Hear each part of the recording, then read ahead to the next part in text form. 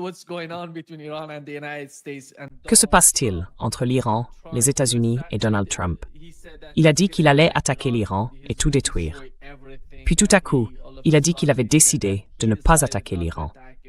Et aujourd'hui, ce qu'on voit, c'est que les États-Unis, d'une certaine manière, on ne voit aucune négociation en cours. Pourtant, si l'on écoute ce qu'ont dit Scott Bessent ces 2 derniers jours, Marco Rubio ou Donald Trump lui-même, ils disent que nous négocions. Du côté des Iraniens, ils disent qu'il n'y a aucune négociation. En revanche, quelque chose se passe entre l'Iran et Oman concernant le détroit d'Ormuz. Ils définissent un nouveau mécanisme pour le détroit. C'est réel, parce qu'ils parviennent à une sorte d'accord sur la définition du statut du détroit d'Ormuz et sur un nouveau mécanisme. Mais s'agissant des États-Unis et de l'Iran, ce qui est, à mon avis, l'élément le plus important de la situation actuelle, comment voyez-vous les choses?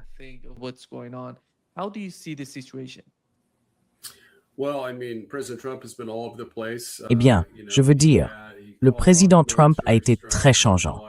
Vous savez, il a annulé des frappes militaires le 24 juillet, avant de les reprendre, bien sûr, après que l'Iran a décidé d'adopter une sorte de stratégie d'attaque préventive, ce qu'il n'avait jamais essayé auparavant.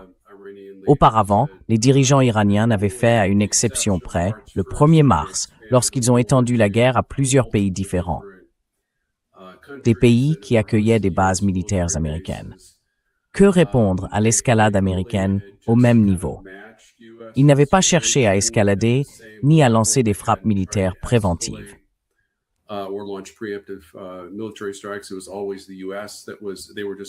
C'était toujours les États-Unis qui, eux, ils ripostaient simplement aux frappes de missiles américaines et israéliennes. Et le 28, ils ont décidé de, vous savez, bombarder sans prévenir une base militaire américaine en Jordanie. Certes, aucun cessez-le-feu n'avait été conclu, donc ce n'est pas comme s'ils violaient un quelconque accord. Mais cela a pris le président Trump au dépourvu. Et il a réagi, vous savez, en jurant et en disant « on va bombarder l'Iran jusqu'à ce qu'il n'en reste plus rien ». Et puis, bien sûr, il les a bombardés pendant quelques jours. Cette attaque a eu lieu le jour où le premier ministre israélien Benjamin Netanyahou a rendu visite à la Maison-Blanche.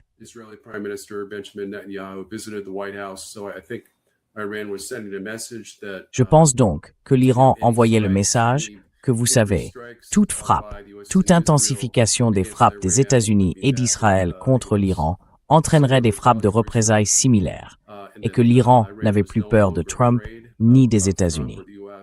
Puis le 1er août, tard dans la nuit de samedi, heure locale pour moi, Trump a décidé d'annuler les frappes massives contre les infrastructures civiles iraniennes.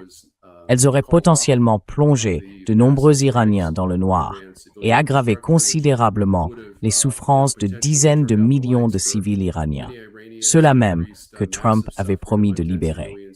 C'était donc une bonne chose, et je l'en félicite.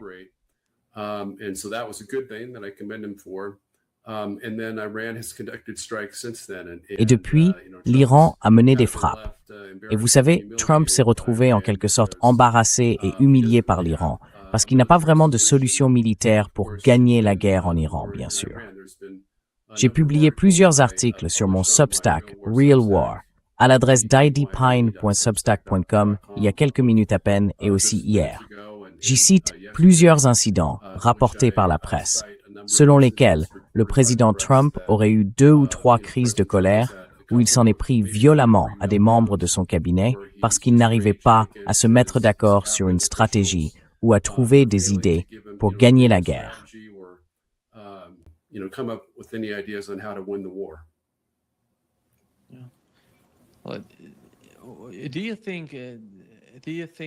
Pensez-vous que la question de la guerre à Washington soit toujours d'actualité? Parce que les nouveaux rapports montrent, comme CNN, qu'il y a une sorte de conflit en cours entre CNN et Donald Trump, entre les médias traditionnels et Donald Trump avec son administration. D'un côté, ils nous disent que Reuters a fait un reportage sur les missiles offensifs.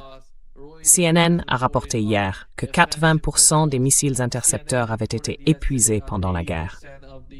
Et ça, si je suppose, disons-le comme ça, auparavant, il parlait de 60%, Et maintenant, ils avancent le chiffre de 80% parce que CNN dit avoir de nouvelles informations et que c'est pour cela qu'ils prennent cette décision.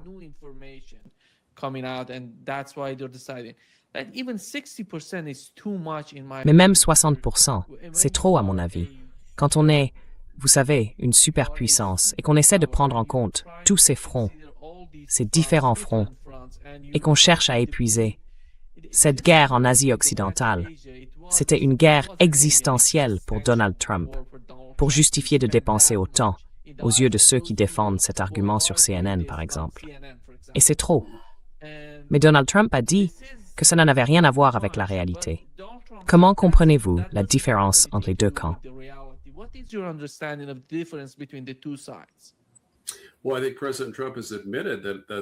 Eh bien, je pense que le président Trump a reconnu que c'était la réalité, puisqu'il a dit qu'il poursuivrait les personnes à l'origine des fuites.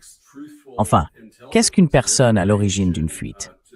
C'est quelqu'un qui transmet à la presse des renseignements et des informations véridiques que l'administration considère comme classifiées ou confidentielles et qui ne doivent pas être communiquées au public. Donc Trump n'est pas en colère. Il ne dit pas qu'il est faux que nos stocks de missiles soient épuisés. Vous savez, à 65% pour les Patriots, à 80% pour les missiles intercepteurs THAAD.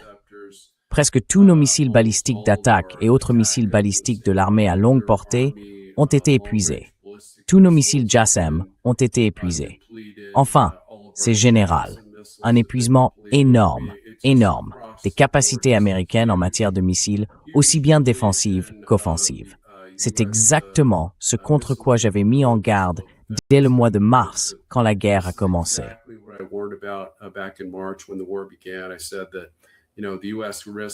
J'ai dit que les États-Unis risquaient de perdre temporairement leur statut de superpuissance militaire conventionnelle si nous épuisions toutes nos munitions de frappe de précision.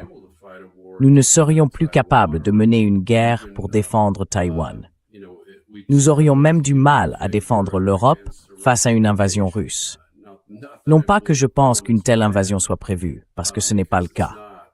Mais cela montre simplement que les États-Unis ne seraient pas en mesure de mener une autre guerre contre une grande puissance. Et comme vous l'avez mentionné, c'est une guerre inutile. C'est une guerre que Trump a déclenchée parce qu'il en avait envie. D'après sa porte-parole, il avait le sentiment qu'il pouvait gagner cette guerre, qu'il pouvait en quelque sorte instaurer un changement de régime à la vénézuélienne. Or, bien sûr, au Venezuela, il n'y a pas eu de changement de régime. C'est le principal lieutenant de Maduro, son vice-président, choisi par Maduro lui-même, qui est l'actuel président du Venezuela, avec ce régime communiste, allié à la Russie et à la Chine.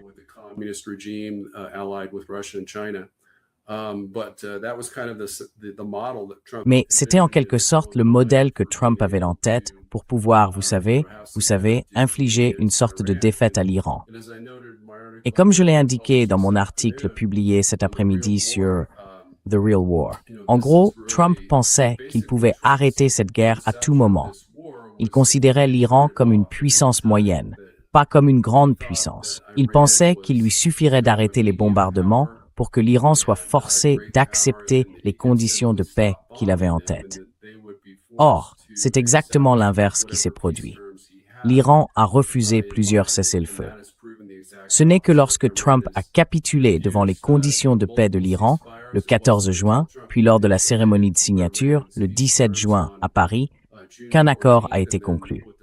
Moi, je l'appelle le traité de Versailles, parce que c'est là qu'il l'a signé, au château de Versailles.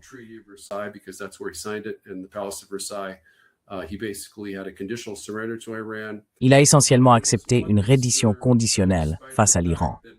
Mais cela pouvait servir un objectif.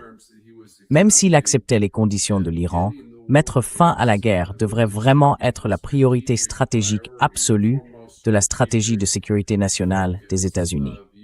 Car cette guerre s'est révélée tellement néfaste pour l'armée américaine et pour l'économie américaine. Vous savez, notre sécurité économique s'est affaiblie. Nos alliances se sont affaiblies. Les alliances de nos ennemis se sont renforcées. En gros, tout ce que des gens comme moi et d'autres stratèges de la sécurité nationale avait averti qu'il se produirait, c'est exactement ce qui s'est passé jusqu'ici. Je veux dire, la seule chose qui ne s'est pas encore produite, c'est le naufrage d'un porte-avions ou une dépression mondiale.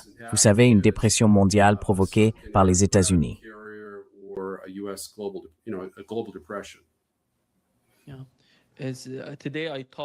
Oui, aujourd'hui j'ai parlé avec Michael Hudson et Richard Wolff. Tous les deux sont d'accord pour dire qu'une dépression mondiale arrive. Avec ce qui se passe dans le détroit d'Ormuz, en mer Rouge et à Bab el-Mandeb, tout cela réuni, c'est inévitable. Et la question, David, c'est, selon vous, combien de temps Donald Trump veut-il poursuivre ce genre de guerre du tac au tac? Personne ne sait vraiment ce qui se passe. Quel est l'objectif immédiat de son administration? Quel est-il? Est-ce que vous voyez un objectif se dessiner? Ou est-ce qu'ils disent au moins de quoi il s'agit?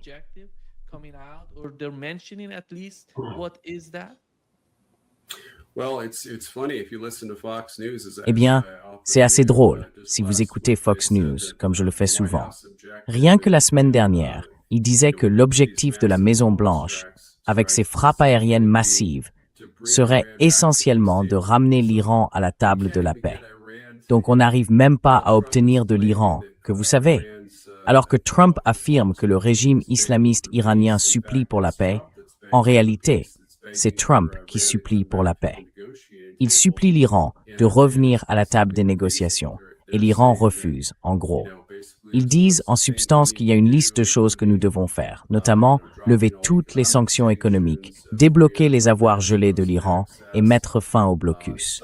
Ce sont en gros les 3 choses que l'Iran a dit vouloir nous voir faire avant d'accepter un cessez-le-feu. Donc, essentiellement, ce que j'entends, c'est que le président Trump pousse en coulisses pour que l'Iran accepte de nouveau le protocole d'accord sur un cessez-le-feu de 60 jours, celui-là même qu'il a jeté à la poubelle le 7 juillet.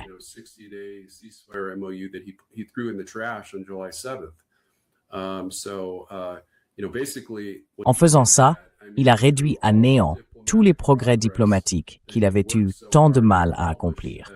Il cherche désespérément à nous sortir de cette guerre avec une sorte d'accord de paix honorable, comme Nixon l'avait négocié pour mettre fin à la guerre du Vietnam. Et il a tout jeté à la poubelle. Il doit donc repartir de zéro.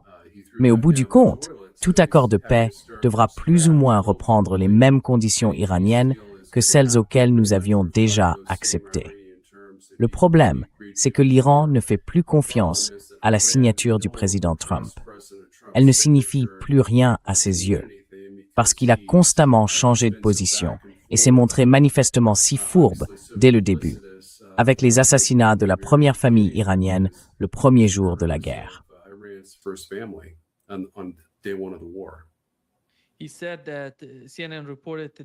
Il a dit que CNN avait rapporté aujourd'hui ses fuites, comme il l'a mentionné, et que 80% des intercepteurs étaient épuisés, ou encore les informations de Reuters sur les ATA-CMS et les autres types de missiles. Et il a dit que ces fuites affaiblissaient sa position dans les négociations avec l'Iran. Mais il n'y a pas de négociation. C'est incroyable. Vous savez, il sort. Oui.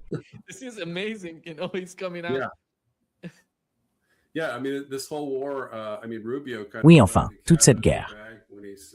Rubio a un peu vendu la mèche quand il a dit que notre objectif était en gros de ramener le détroit d'Ormuz et le golfe Persique au statu quo ante. Donc, en gros, nous avons détruit le statu quo, qui était la liberté du commerce dans le golfe Persique et le détroit d'Ormuz. L'Iran en a immédiatement pris le contrôle, en seulement quelques jours après le début de notre guerre contre lui. Et nous ne pouvons même pas revenir à cette situation-là. Enfin, ce monde que nous avions, qui était très favorable aux intérêts de sécurité nationale des États-Unis, ne reviendra jamais.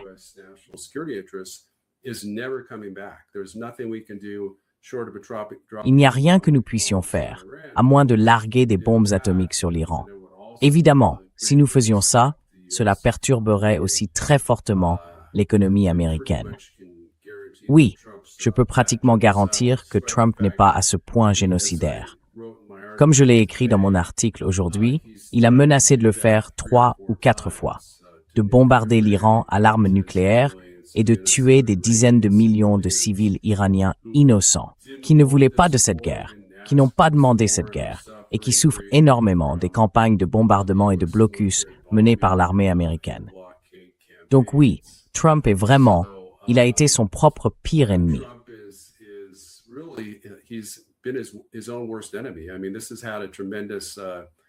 Je veux dire, cela a eu un effet considérable sur sa popularité politique et aussi, bien sûr, sur le Parti républicain, dont je suis toujours membre. Vous savez, je reste au Parti républicain dans l'espoir que J.D. Vance soit notre prochain candidat à la présidence, afin de, disons, défaire tout le désordre causé par le président Trump. Biden a essentiellement allumé l'incendie avec la guerre en Ukraine et il a supervisé la guerre à Gaza tout en soutenant Israël. Mais en réalité, Trump a versé de l'essence sur les flammes au lieu de mettre fin aux guerres comme il avait promis de le faire pendant la campagne présidentielle de 2024.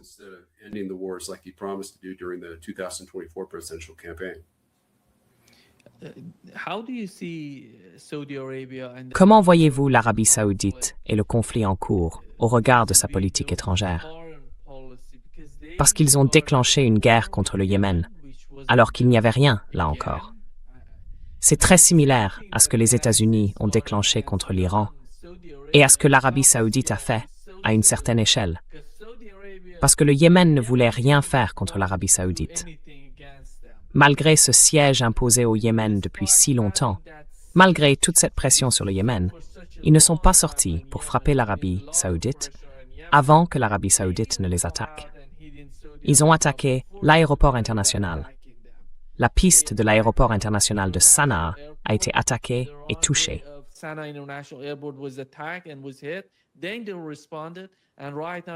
Puis, ils ont réagi. Et aujourd'hui, vous voyez qu'ils ont mis en place un nouveau blocus contre l'Arabie saoudite, exerçant une pression énorme sur son économie. Et l'Arabie saoudite, au lieu de céder, de négocier ou d'essayer d'une manière ou d'une autre de résoudre le problème, redouble en quelque sorte d'efforts contre l'Irak et le gouvernement irakien. Une partie de l'armée irakienne a d'ailleurs été attaquée par la suite. David, ce qui m'étonne, c'est que l'intensité de la guerre entre l'Iran et les États-Unis a diminué, mais que la guerre s'étend dans la région. D'une certaine manière, elle gagne chacun des pays. Il n'y a pas un seul pays dans cette région qui ne fasse pas partie de la guerre.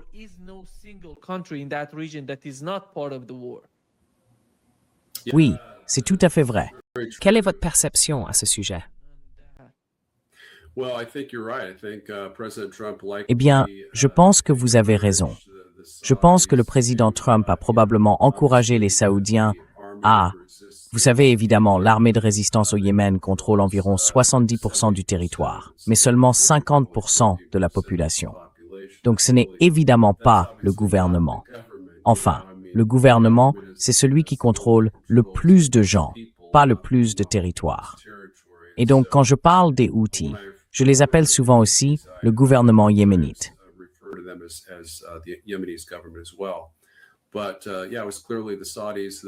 Mais oui, c'était clairement les Saoudiens qui ont en quelque sorte tenté de relancer cette guerre pour ouvrir une sorte de second front dans l'espoir de faire pression sur le gouvernement yéménite afin qu'il mette fin à son blocus du détroit, là en mer Rouge, le détroit de Bab el-Mandeb. Et évidemment, ça s'est retourné contre eux, parce que les Yéménites ont beaucoup de missiles balistiques, beaucoup de missiles anti-navires supersoniques. Ils disposent donc de nombreux missiles iraniens, capables de causer de très graves dommages à l'économie mondiale et de viser évidemment les infrastructures civiles saoudiennes aussi.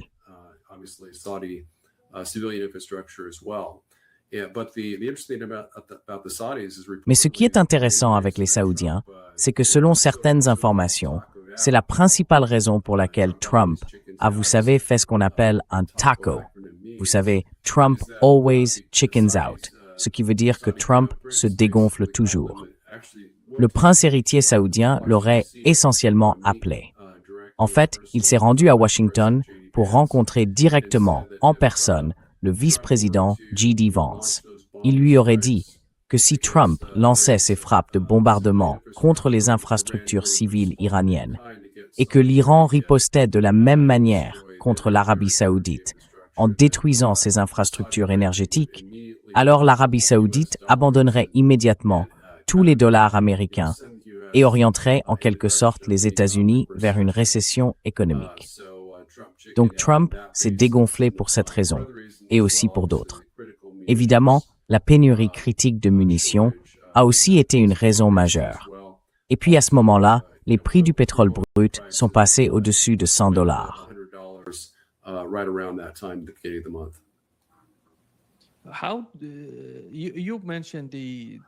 Vous avez évoqué la situation économique, ainsi que les munitions, les intercepteurs, tous ces stocks. Pensez-vous que la combinaison de ces deux éléments exercerait une pression suffisante sur Donald Trump pour qu'il trouve, d'une manière ou d'une autre, une solution politique à ce qui se passe?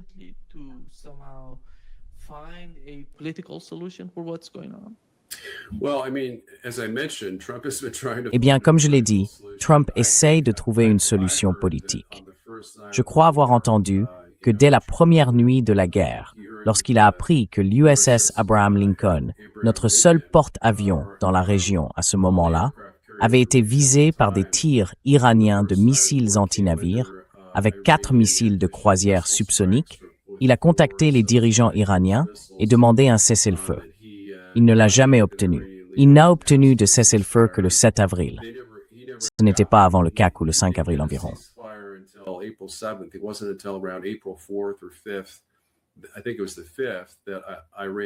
Je pense que c'était le 5 que l'Iran a finalement présenté son, vous savez, plan de paix en 14 points ou en 10 points à l'époque, auquel Trump a essentiellement souscrit en grande partie le 7 avril avec son cessez-le-feu initial. Et donc il essaye de sortir les États-Unis de la guerre en réalisant que c'était une erreur. Il a vu trop grand. Mais le problème, c'est il est obsédé par ce que j'appelle l'image, l'illusion de la victoire. Alors, il veut pouvoir présenter comme une victoire n'importe quel accord qui sera signé. Il l'a d'ailleurs fait avec le protocole d'accord sur le cessez-le-feu de 60 jours qu'il a signé le 17 juin à Paris. Pendant qu'il le signait, tout le monde applaudissait, mais lui ne souriait pas.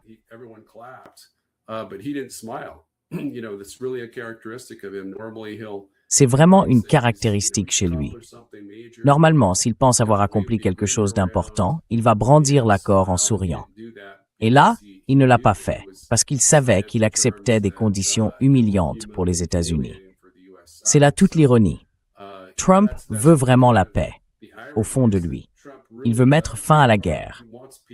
Mais il n'arrive pas à comprendre comment le faire tout en gardant bonne figure et en créant l'illusion que les États-Unis ont réellement obtenu quelque chose. Car en réalité, les États-Unis n'ont rien obtenu de positif pour leur sécurité nationale. Au niveau stratégique, cela a même rendu l'Iran encore plus fort.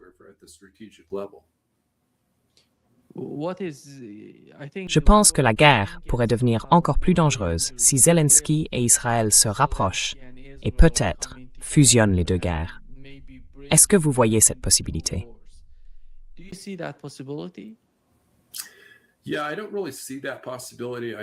Oui, je ne vois pas vraiment cette possibilité. Je sais que bien sûr, certains néoconservateurs essaient de confondre les deux guerres et disent qu'il s'agit d'un seul conflit mondial, avec, vous savez, deux fronts différents du même conflit mondial, en présentant la Russie et l'Iran comme identiques. Je veux dire, oui, c'est vrai, ce sont de solides alliés militaires. Mais, évidemment, les origines de la guerre en Ukraine étaient très différentes de celles de la guerre en Iran. Et les origines de la guerre en Ukraine, comme nous en avons parlé dans de précédentes interviews dans votre émission, remontent à l'impérialisme de l'OTAN, essentiellement à l'expansion de l'OTAN dans l'espace de sécurité de la Russie en Ukraine. Cela a toujours fait partie de la sphère d'influence de la Russie, en quelque sorte. Évidemment, en tant que partie de l'Union soviétique, mais aussi, et certainement depuis la chute de l'Union soviétique, comme la partie la plus essentielle de la sphère de sécurité russe.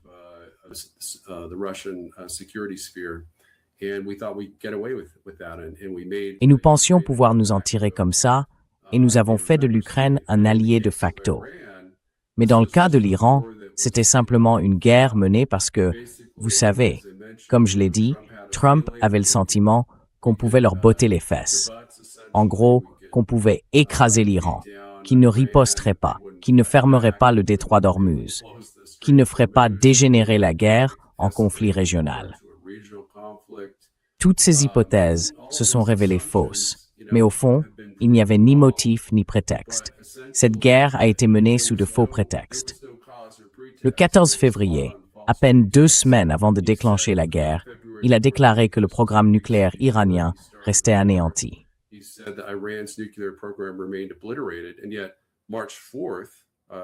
Et pourtant, les 4 ou 5 mars, soit seulement 4 jours après le début de la guerre, il a dit qu'il fallait y aller, qu'il fallait bombarder l'Iran pour détruire encore une fois son programme nucléaire. Donc vous savez, on sait que le programme nucléaire iranien n'a en réalité pas été affecté du tout par la guerre, même pas vraiment par l'opération Midnight Hammer. En substance, il est toujours opérationnel. Selon Ted Postol, il conserve la capacité de fabriquer des ogives nucléaires dans leurs installations souterraines de missiles et nucléaires. Donc tout cela était un prétexte complètement mensonger. Le gouvernement iranien n'est pas fou, il n'est pas suicidaire. Même s'il possède, comme c'est probable, un arsenal nucléaire, il ne va pas l'utiliser parce qu'il sait qu'on les atomiserait en retour. 1 million de fois.